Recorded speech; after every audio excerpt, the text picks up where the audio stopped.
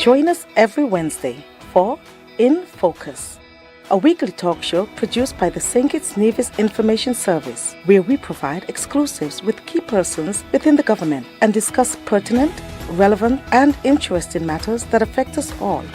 Tune in every Wednesday, live on ZIZ Radio and streamed live on Facebook at SKNIS Media and ZIZ Online.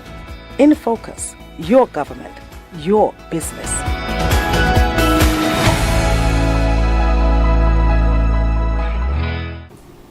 I'm Ian Richards. Welcome to InFocus, a weekly program where we take a closer look at what's happening within and across the government of St. Kitts and Nevis, your government. The St. Kitts Investment Promotion Agency, or SKIPA as it is commonly known, has been actively promoting St. Kitts as an attractive investment location to what they describe as the right type of investor. Whether here at home, regionally, or internationally, SKIPA is forging partnerships with businesses and individuals to invest in efforts that will spur development and support the transition to a sustainable island state. SKIPA is also responsible for St. Kitts and Nevis' presence at the World Expo 2025, currently taking place in Osaka, Japan. Now, the pavilion has been a hit with many persons thanks to a joint venture between SKIPA and the St. Kitts and Nevis Robotics Association. Here today to tell us more about SKIPA, as well as the experience at World Expo 2025, is Stanley Jacobs, SKIPA's Director of Investment Promotion. Stay with us for InFocus. It's your government, your business. St. Kitts is a very good place to invest.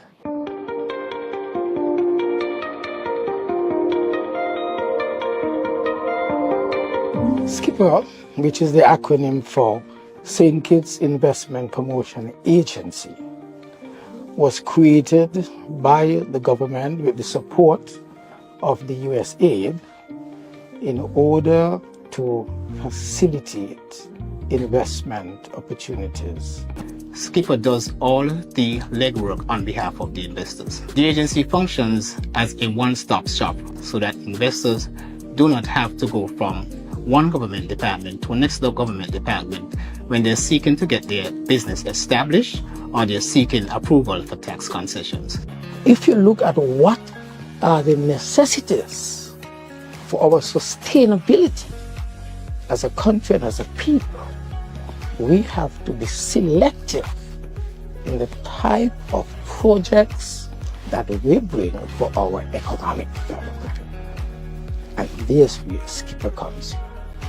It is the first stop shop that determines what comes through, what goes further to the cabinet. That's the role of SKIPA. And they have been very, very good in doing those things.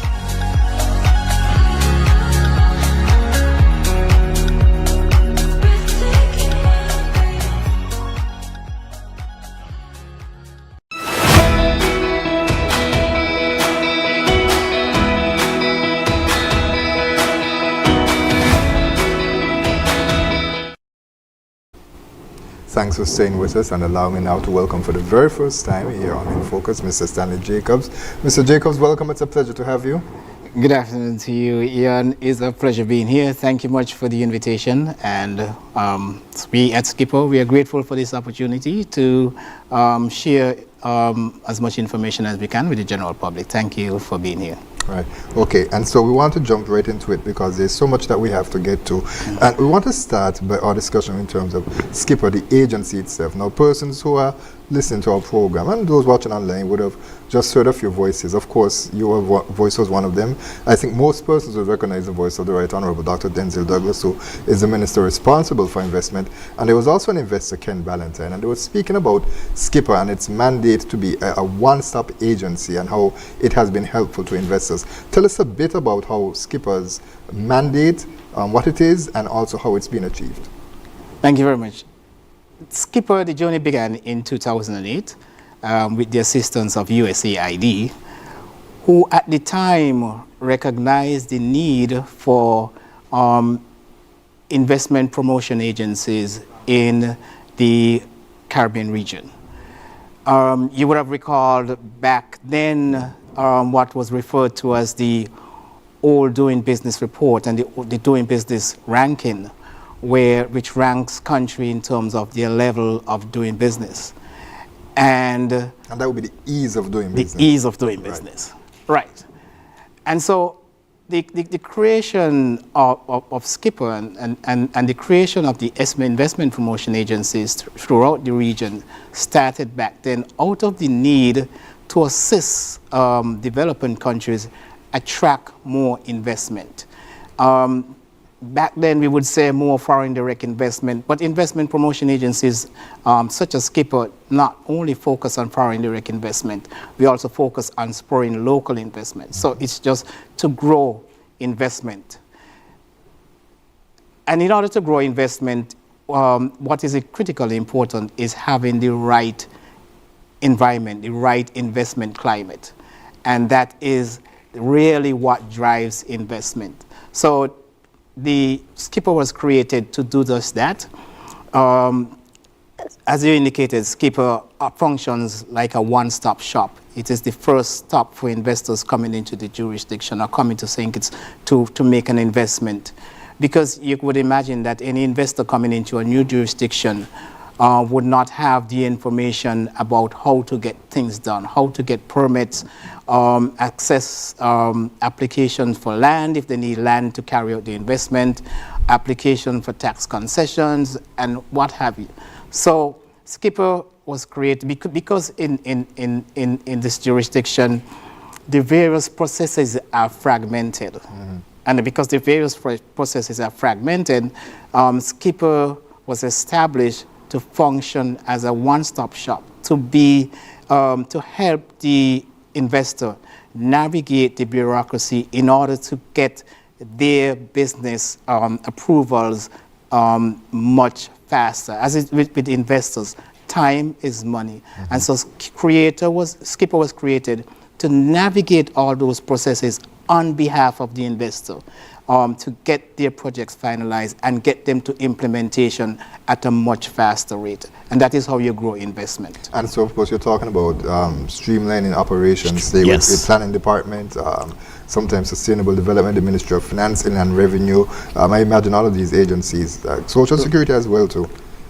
Definitely. So all of these agencies will come into place. So what SKIPA does is that once a proposal is submitted to SKIPA, SKIPA do the review of that proposal, and SKIPA also receive technical input from all the ministries or departments that are impacted by that investment. Mm-hmm. So if it is Department of Physical Planning for approval of their drawings, because that is one of the requirements that they must have at least an approval or approval in principle for their technical drawings. Mm-hmm. If they're seeking land, government land on which to develop the project, then we will involve the Ministry of Sustainable Development. The Ministry of Finance is involved as it relates to the application for tax concessions. If it's a tourism project, then it's the Ministry of Tourism. If an agriculture project, then it's the Ministry of Agriculture.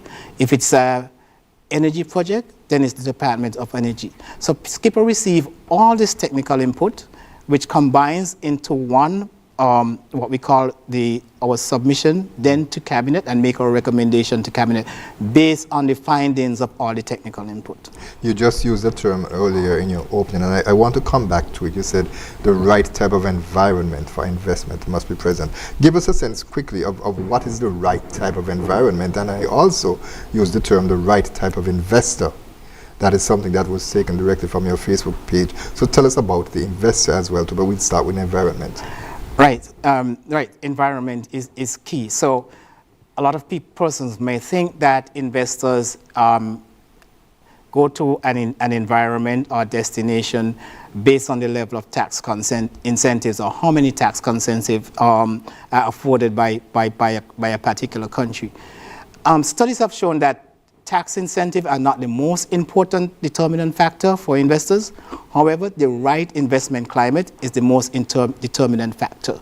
So the right investment climate is one where an applicant can submit their application, and there's a seamless process in terms of processing their application. They're looking for an environment where There is transparency in the procedures. So these are the components that makes up the right type of investment climate for attracting investors, not the amount of tax concessions that is provided. And of course, it's always with democracy. You need a stable environment. Stable environment, right. We have a stable environment. We have a stable currency. We have an educated workforce. Right. All of these are the things that make St. Kitts and Nevis an attractive investment destination. Right, and I would say educated and skilled workforce. And skilled workforce, definitely. Yeah. All right, and the right type of investor? Well, in terms of the right type of investor, we are looking for investors that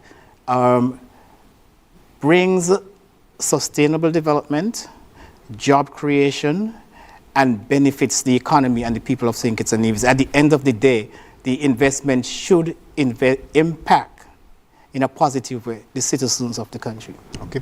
Give us a sense of how the agency itself is structured. Yes, so with any investment promotion agency, or most investment promotion agency has, before I get to the functions, SKIPA is under the Ministry of Trade, Industry and Commerce, like I said, with the Minister, Honorable Dr. Denzel Douglas, responsible.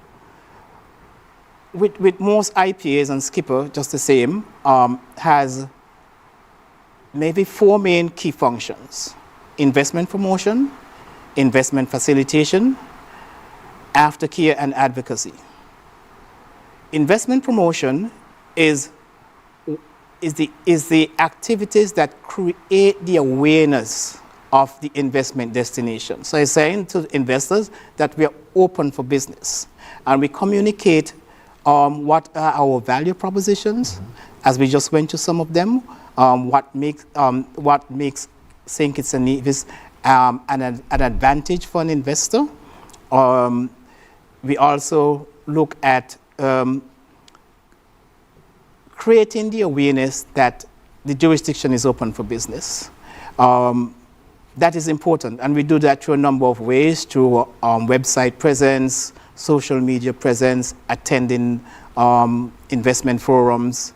That is to create the awareness and sell into persons what are the priority sectors, what is it that we're looking investment for. The second component is investment facilitation, which I believe is the most critical aspect of investment promotion, because having promoted the destination, entice persons to come and invest. Once that person has made a decision to invest in St. Kitts, then investment facilitation is that hand-holding procedure where where SKIPA now holds the investor hand and leads them, walk them through the procedures. Right. That is the most important, because if we're attracting investment to our shores, but then it takes a long time for that investment to materialize, then that investor will then look for another jurisdiction. So investment facilitation is the most critical component of investment promotion. And so that is the most, that is one of the areas that SKIPA focuses heavily on, in terms of ensuring that once we received an investor's proposal, that we can process it and reach to a decision as quickly as possible. Okay, and talk to us. I had asked initially about the structure of SKIPA. How is the agency structured itself? Of course, as you mentioned, you're the Director of Investment Promotion. Yes, but tell us a bit about the structure there. Right, so the structure, SKIPA is supposed to be function as a statutory body, but it's not quite there yet, so it should be headed by a CEO. At the moment, there's not a CEO in place, but I'm the Director of Investment Promotion / officer in charge of the agency. And then we, under myself, we have, as I explained to you with the different components, we have investment facilitation officers whose responsibility it is to review the proposals. And then we have investment promotion officers who focus more on the promotional aspect, which is the investment forums, social media, getting the message out about our investment climate. We are also involved in policy advocacy, where we advocate for streamlining of the investment climate, and also providing aftercare services to investors that have already established. Because sometimes an investor would receive the approval, and even after receiving the approval, they're still encountering bottlenecks. Part of our responsibility is to continuous engagement with the investors so that we can smooth out some of these bottlenecks for the investors. Right. Okay, and so you just mentioned in terms of forums and online tools, and those are some of the strategies that SKIPA uses in terms of being able to market the destination for that investment climate. But I imagine there will be that one-on-one experience, that the trade expos, as we mentioned, the summits that they happen across the world, that SKIPA takes part in those things. How is that presence facilitated?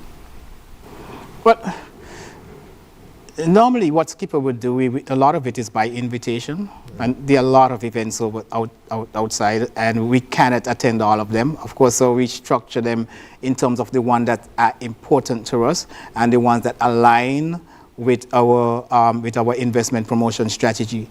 Our investment promotion strategy is aligned with the National Development Planning Framework and the Sustainable Island State Agenda. So everything has to align in order to achieve the right type of investment. So we look for forums that focuses heavily on real estate and tourism development. Tourism is the number one sector, economic earner, and so that is an area that we always participate in as we try to attract tourism-related investment. We also look at forums that focus on renewable energy, agriculture, ICT. So these type of events that bring some sort of benefit. Right. Okay, and could you tell us who are the main partners of SKIPA now, both on a regional level, on a local level, of course, and also internationally? Who does SKIPA look to partner with? Well, it's quite broad. If I say international, let me start with international. Of course, Caribbean Export, which is the Caribbean Export Development Agency, has been a tremendous partner for SKIPA over the years. The Caribbean Association of Investment Promotion Agencies, the World Investment Promotion Agency, and of course our diplomatic missions overseas are also tremendous partners. The diaspora, as they are the eyes and ears, they're our eyes and ears in the investment market. So they're the ones that if someone is looking for to invest in St. Kitts, might contact them first and they put them on. So that's how far as our international partners. Locally, all the various ministries, our developers, the ministers, the cabinet, we interact, all the entities that we interact in order to review and successfully implement an investment proposal. How would you describe the current investment climate? Because, of course, COVID-19 pandemic took place, and that, of course, would have hampered a lot of investment. We're looking now at an administration in the United States where some of the policies and the announcement that were made has sort of been received in mixed results, some volatility in the market. Of course, there's conflict between Israel and Gaza, Israel and Hamas. I think it's important to make that distinction. There's, of course, a conflict between Ukraine and Russia as well, too. So how would you describe the investment climate, and how has that impacted St. Kitts and Nevis? I think, as you would imagine, coming out of COVID, well, not so much that the investment climate, but we would have experienced some fall off in the level of investment for the same reasons that you would have explained. But I say from where we sit at SKIPA, we're now beginning to see an uptick in inquiries, which is inquiries and leads where someone will call or they will walk in with an investment proposal, or they will call with an investment idea. So we're getting organic investment interest along the way. So what we have seen is an uptick. The areas that we have seen concentration in terms of this uptick in interest in investment in the area of agriculture, renewable energy, and of course real estate, tourism related projects, along with some other projects. What I can say from SKIPA at the moment is that the investment pipeline, which is the pipeline of projects that we are currently reviewing, is quite healthy. And so we expect that in the near future, as we go through the review of these projects, that we will see the realization of more projects now rolling out in the not too distant future. Now, of course, persons can look around the landscape of St. Kitts and Nevis and imagine, of course, where SKIPA would have facilitated, especially in tourism. I don't think I necessarily need to call names, but in terms of local projects, any success stories on the local projects where that SKIPA has facilitated that persons wouldn't necessarily consider? Well, I mean, we just went through those things. You know, we have the Coy, Hillsborough. I mean, Dr. Ballantyne was one of the testimonial. Dr. Ballantyne is a local investor. Yes. That was possible. I think that he's our overseas investor. He is, in fact, a local investor. Most of the hotels, the Ramada, Coy Resort, that has come on stream lately. SKIPA has been an integral part of the facilitation. I think one of to me, the biggest success of the policies of SKIPA has been the standalone restaurant stimulus package, which started back in 2009. That package was introduced, as you see, during the height of the global economic crisis and the economic downturn. And this policy was implemented to assist then the restaurant sector, which was a key component of the tourism sector, to grow. And when you look around today, in terms of the mushrooming of the restaurant sector, through that incentive program, I mean, we have specialized restaurants, we have different cuisines that we did not have back in 2009, 2010 when this policy was, and it keeps growing. We're receiving applications for opening of new restaurants almost on a weekly basis. Of course, restaurants provide jobs, and I said before, it's a critical support to the tourism sector. Right, okay. So you mentioned, of course, Expos, that St. Kitts and Nevis has a presence there. And as I would have mentioned in the opening and currently featured on the Facebook page of SKIPA, is the World Expo 2025 that is taking place in Osaka, Japan. So we want to talk a bit more about the Expo, but in order to set it up, we're going to take our first break and we'll hear from some persons who came to St. Kitts and Nevis to help to prepare the groundwork for St. Kitts and Nevis participation. So stay right there, Mr. Jacobs. Stay with us, viewers, listeners. We'll be right back with more In Focus. The Expo 2025 Osaka, Kansai, Japan will be held in Japan, Osaka, from April to October next year. We invite different countries to have their exhibition in our exhibition park. And this time we are here as a part of JICA assistance program. And the purpose of the program is to compile recommendations through our consultation of exhibition planning in participating countries on the perspective of achieving SDGs, as well as our theme of the Expo, which is designing future society for our lives.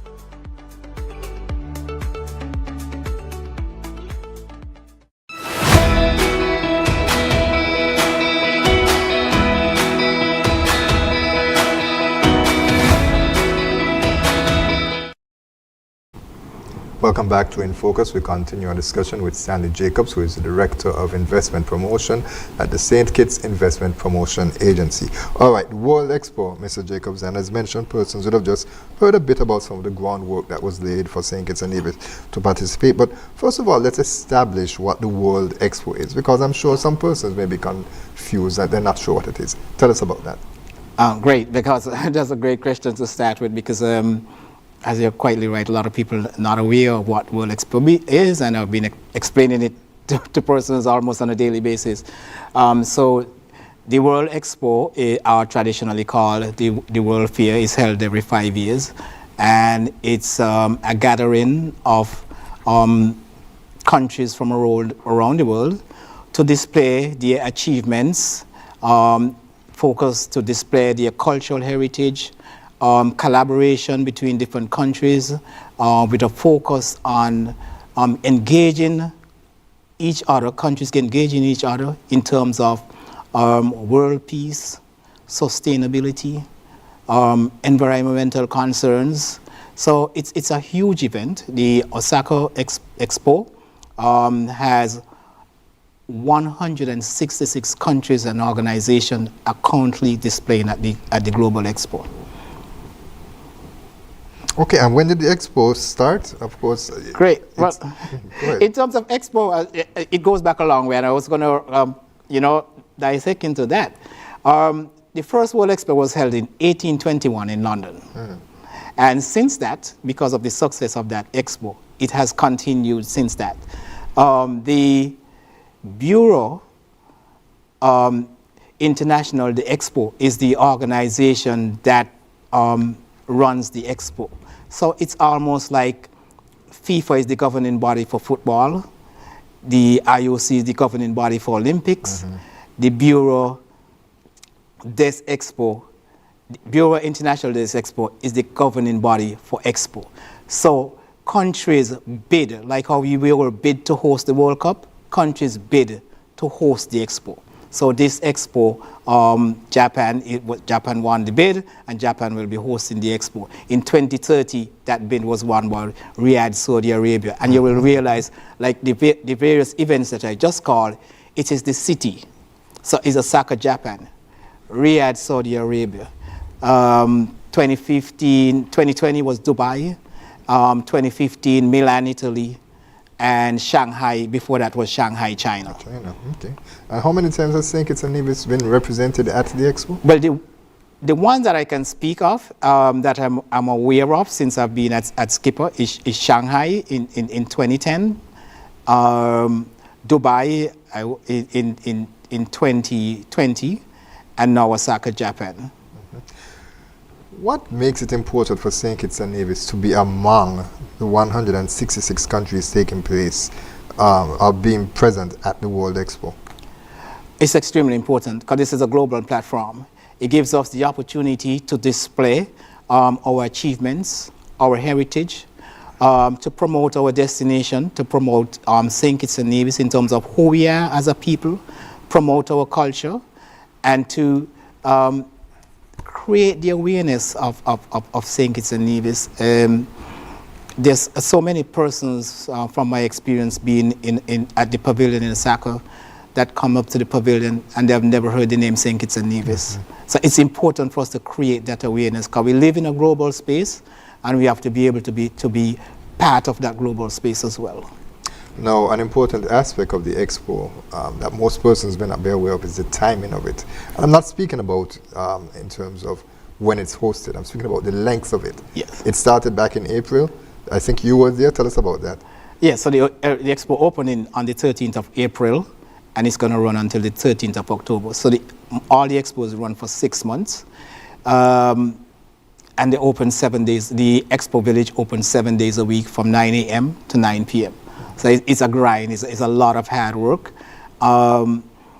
It's important that, it's a huge undertaking for countries in terms of if you look at the sites from social media in terms of the pavilion, the architecture, the structures that are put up, it's significant investment by these countries. Of course, with St. Kitts and Nevis, we don't have the resources to construct these elaborate pavilions, so we receive technical assistance and assistance from the host country. All right. Okay. And so you tell us it's 166 countries. Now, how is St. Kitts and Nevis being represented at the Expo? Because, of course, there'll be so much to do and so much to look around. And while I mentioned that there's some photos that have been running on screen, persons who are looking, they'll get a sense of what's been happening. And, of course, those who may be listening, I always encourage them strongly to go back and look at the live video feed or check us out on social media. But, yes, tell us about how St. Kitts and Nevis is represented there. Right, so the St. Kitts and Nevis Pavilion is entitled Creating a Sustainable Island State. And for us, we want to showcase what we in the Federation are doing to achieve the Sustainable Island State agenda, while at the same time displaying our cultural heritage so that the world can know who we are. So we focus at the pavilion, we focus on 4 zones, which is the tourism zone, because tourism is the leading economic driver, renewable energy, and agriculture. And the central thread of it all is information technology, but particularly focusing on the works of the Robotic Association. Now why that is important, and this is something that I should have mentioned earlier, the theme of Expo 2025 Osaka, Japan is creating future societies for lives. So every expo has a central theme. And the central theme for this expo is creating future societies for lives. So basically from the theme, what it means is, what is it that countries would want their future society to look like? So for us in St. Kitts and Nevis, what do we envision a future St. Kitts and Nevis looking like? And how would technology play a role? And so we brought on board the Robotic Association because they have made tremendous achievements in terms of robotic display and robotic development to showcase how technology, robotics, and STEM can be an important part in helping us achieve the Sustainable Island State. Right, and that partnership with the Robotic Association, which of course SKNRA, I'll call them for short, yes. We want to talk a bit more about that later, but go back to in terms of the aspects that you mentioned, and let's talk about the cultural aspect as well too, of course, because that's very important. There's around some photos there with our culture, yes, in terms of the masquerade that is there, in terms of the M series of photos. We can put that on the screen, but talk to us about the cultural aspect of it as well too, because of course it's vastly different compared to what persons we are accustomed to in Osaka, Japan, and the other countries in Asia and the Middle East. Yeah, it's important for us to tell our story about who we are as a people. Like I've said, most persons in that part of the world have never heard the name St. Kitts and Nevis. So there's an opportunity for us to sell, to tell them what we're all about, what our cultural heritage are, tell them what about our food, our customs, our norm. It's important that we share that experience with the Japanese population and the visitors to the pavilion. Now, one of the things that persons should also know is that Japan is one of the most affluent countries in the world, one of the most wealthiest countries in the world. So they have a lot of disposable income, and they travel a lot. And so if we can create the awareness of St. Kitts and Nevis and entice persons from Japan to look at this region as a vacation area that they can take a vacation and come to visit St. Kitts and Nevis. One of the question that we get asked the most by visitors to the pavilion is, how can we get there, or where it is located? And so when you look at the pavilion, you see that we have a globe, and that globe is helping us to explain to the Japanese, who are visual persons. And so we use visual objects to explain to them our location, and that has been going very well. Right, and we would have seen it on screen currently for those who are looking at us online. Okay, so in terms of you mentioned, we talked about the cultural aspect of it. Are there shows where, as we saw, like someone dressed up in the masquerade, where the culture can be featured, where the masquerade can perform, at the food from St. Kitts and Nevis? Is there experiences where they can be featured, stuff like that? Right, so that will happen on what we call National Day. So on National Day, each country has the opportunity to, the spotlight will be on that country, and you have the opportunity to put on whatever act or whatever activities you want for that day. So St. Kitts and Nevis National Day is the 20th of August, 2025. So during that National Day, our cultural activities will be on display. So we already have been in discussion and well advanced with our discussions with the Department of Creative Economy, because of course SKIPA is an investment promotion agency, and putting on performance is not our forte. That's right. So we have to reach out to the Department of Creative Economy, who are the experts in putting on these type of events. And so our planning is well underway in terms of what they will be showcasing. I can tell you they will be showcasing aspect of our culture in terms of dance and music, folklore. All of this will be wrapped up in their package that they will present. Okay, so outside of some of the technological gadgets that we're going to talk about a bit later, someone going to the boat of St. Kitts and Nevis, what will they see? Right, so the first thing that, well, one of the things that, the first thing that attracts persons to the pavilion is the robots. That has been a huge hit because they want to know, tell us more about the robots, who built them? And we said to them, these are built by students in St. Kitts and Nevis, and they say, well, that means your education system must be of very high standard. So they're quite impressed with the work of the Robotic Association. And of course, a lot of the content, most of the content that is displayed at the pavilion are displayed in visuals, video. Mm-hmm. That has been getting a lot of attention because persons will walk up to the pavilion and the video will pull them in, and they will come and they will say, your country is very beautiful. Could you tell me more? Mm-hmm. Okay. And so let's talk a bit now about the collaborations, the agencies, and the videos that are there that are being featured. You mentioned, of course, that there are 4 key areas: tourism, agriculture, ICT, and energy. So those would include investment opportunities in St. Kitts and Nevis. Does it show what is there and what is possible for persons to invest in, what persons can come to experience in St. Kitts and Nevis in terms of visiting, the type of agricultural developments and stuff? Tell us a bit about that. Right. So, of course, you know, investment is always going to be a big part of what we display. Of course, so we showcase in the tourism, we showcase a lot of the tourist type of activities, but we not just focus on the tourist type of activities, we also look at the built environment in terms of the hotels and the different activities that you can do in the tourism space.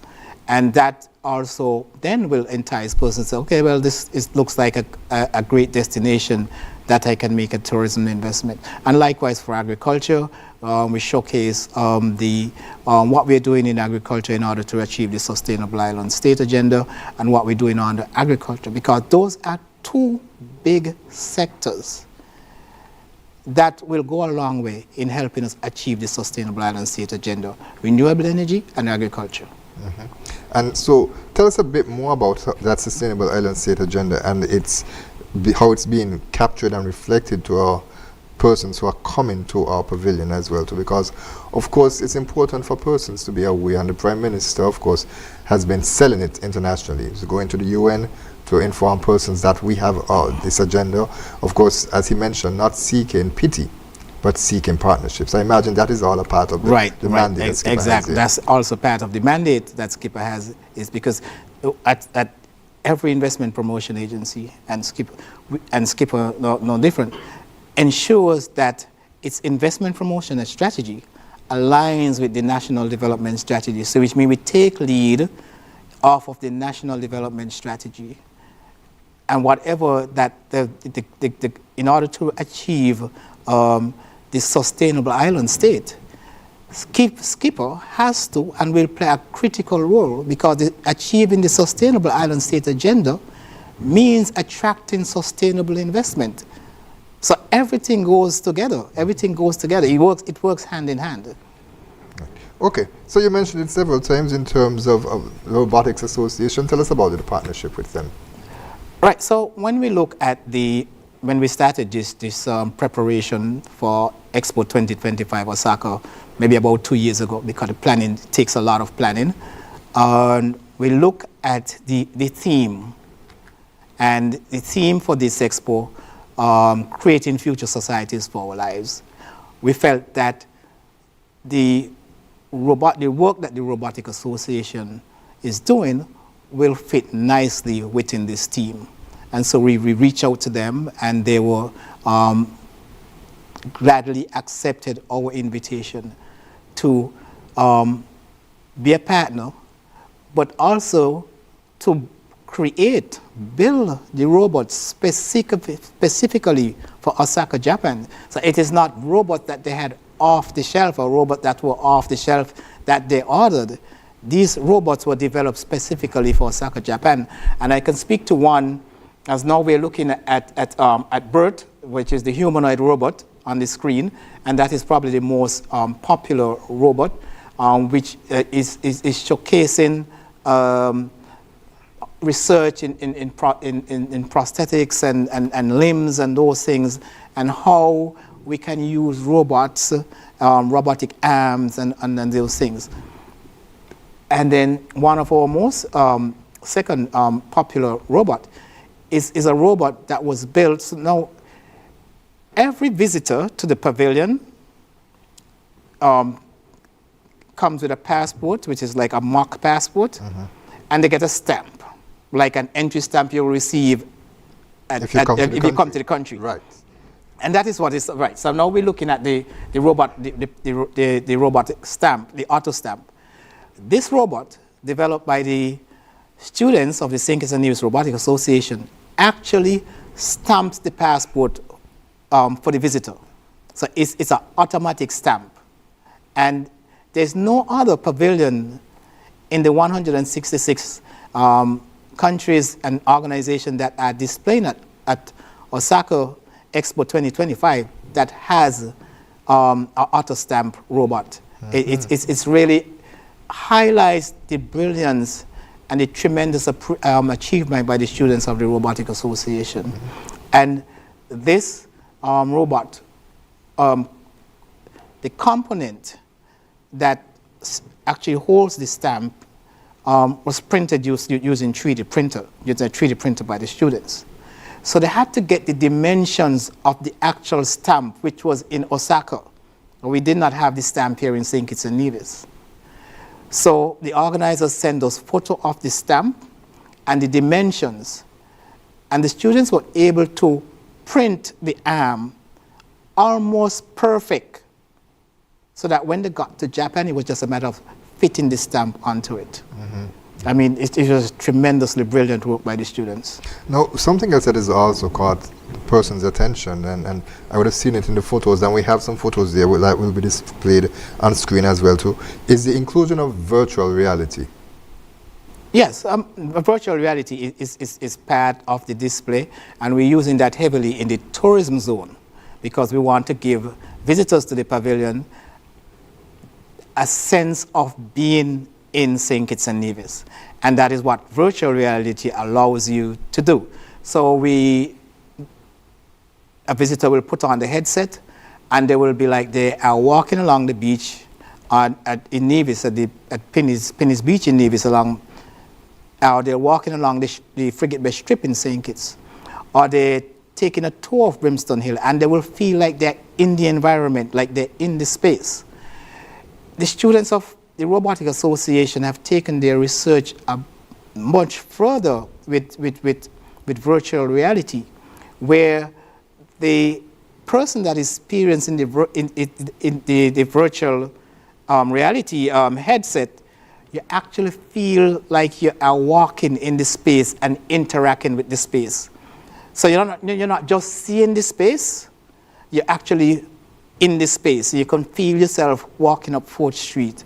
So the work that is being done by the Robotic Association is tremendous. And it has been a huge hit because, like I said, it gives the visitors to the pavilion, and most of whom have never heard about St. Kitts and Nevis, a visual, a visual perspective of what St. Kitts and Nevis is as a destination. So they see the beach, they see the food.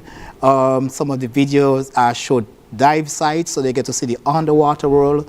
And so all of this is helping to create that awareness that we can increase or get visitors coming from Japan. We know that they have a lot of disposable income, and we know they travel a lot. But they don't come to this part of the world because where do Japanese vacation? United States, or they go to the mainland United States or Hawaii. Right.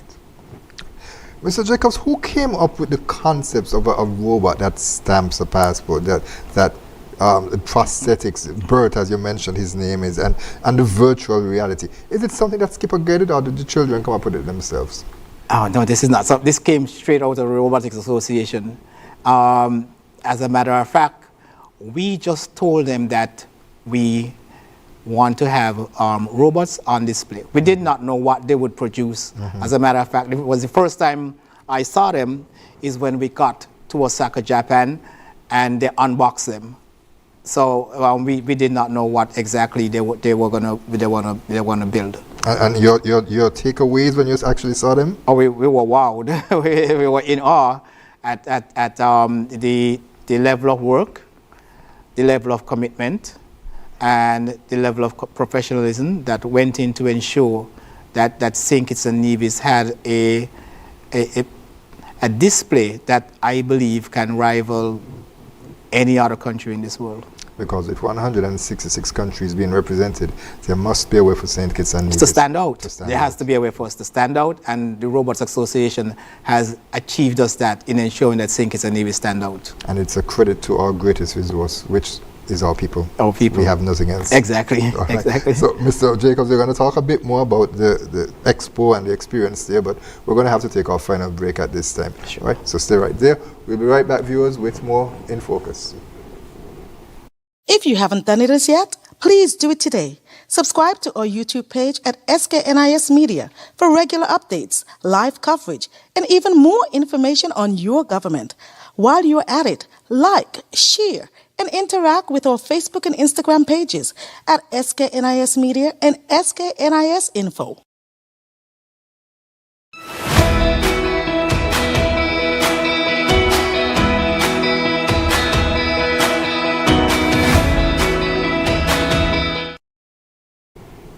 Welcome back to In Focus. We continue our discussion with Stanley Jacobs, the Director of Investment Promotion at the St. Kitts Investment Promotion Agency, and we're talking all about St. Kitts and Nevis experience at World Expo 2025 taking place in Osaka, Japan. Now, Mr. Jacobs, I established that you were there for the opening. Of course, you being the director there, it's important that you would have been there to make sure that things are in place and ensure that the opportunities for St. Kitts and Nevis to be explored by investors, potential investors, visitors, is being on track, it's properly done. So talk to us a bit about the opening there. I understand, according to your Facebook page, that there was 31,000 visitors, and we have a number of photos in the D series, Randy, that we can put up on the screen as well too. Tell us about that, the numbers who are visiting.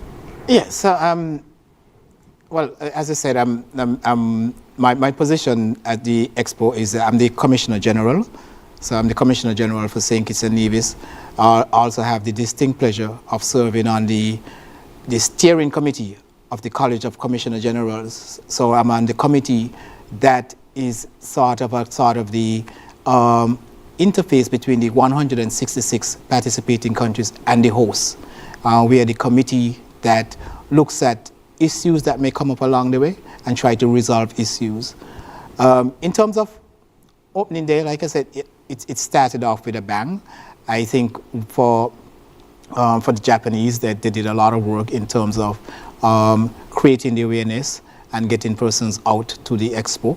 So in terms of attendance, we have seen on the opening day, I think attendance was up to about 150 persons. To the St. Kitts and Nevis Pavilion, we got, well, for that week, opening week, about 31,000. I can tell you that... So let me just correct you, because you said 150 persons. I imagine you meant 150,000. 150,000 right, on opening day, yes. Yeah. 150,000, yes. I can tell you that we have surpassed 200,000 visitors to the St. Kitts and Nevis Pavilion.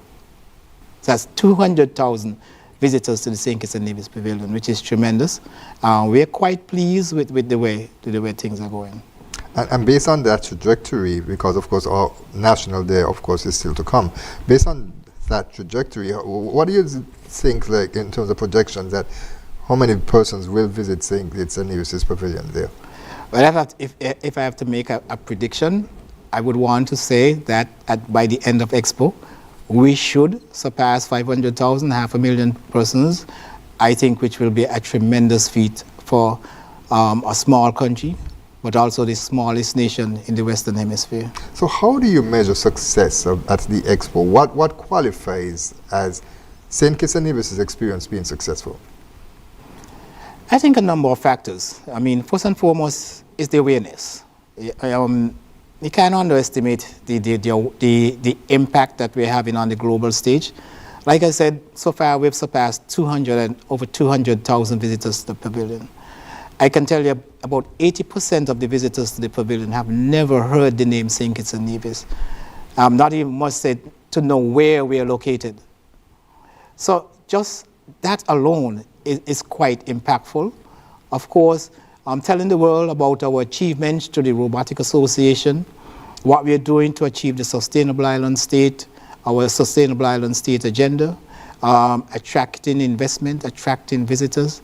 And so I think that at the end of the day, if we are able to meet our target of 500,000 visitors, somewhere in there, there will be benefits for tourism, benefits for investment, and benefits for the people of St. Kitts and Nevis on a whole.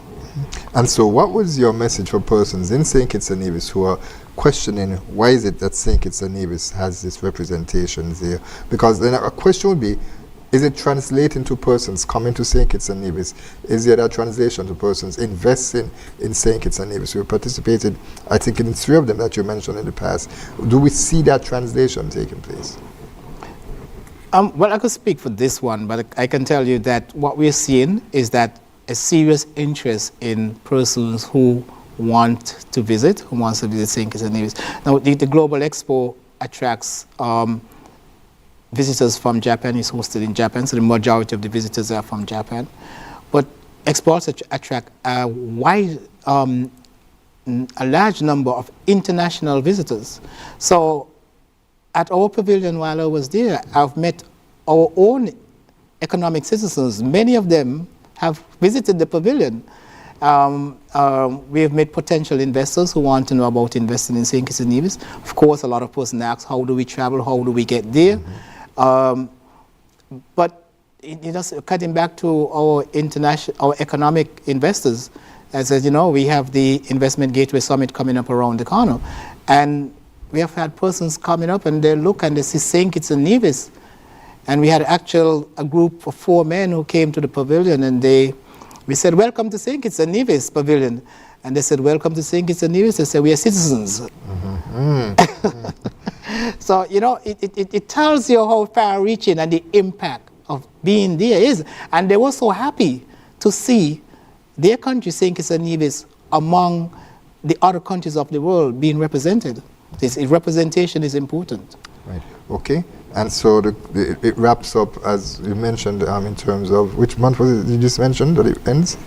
In October, the 13th of October. Right, okay. So I imagine you'll be heading back there, and how does the staff deal with 6 months of that grind as you described it? It's hard work, but I think they are committed to the cause, and they get up early every day. They have to take the train. They have to commute by train to the pavilion, and they finish at work at 9, and they commute by train back to the apartment. They're in a country of 125 million people, where they don't speak the language, but they have to learn the Japanese culture, and they have to learn their way around, and they have done tremendously well. And I'm particularly excited for the opportunities that the St. Kitts and Nevis Robotics Association is receiving out there, because, as mentioned, we are doing, well, the young people, when I said we are actually meant St. Kitts and Nevis. Yes, the young people, of course, they're doing great things in that. And it's really something to be proud of. And it is. Competing in international events and placing within the top ranks, it's very impressive. And certainly we are grateful that opportunities at the Expo and similar opportunities are able to expose our young people and our system of education here in St. Kitts and Nevis. We're hopeful that we can get partnership coming out of this Expo who can partner with the Robotics Association in terms of taking their program further. How can we now take this program, nurture it, and take it further with international partners? Okay. Now you mentioned, Mr. Jacobs, and finally that St. Kitts and Nevis will be hosting an Investment Gateway Summit next week. Tell us a bit about the summit and the role that SKIPA will play.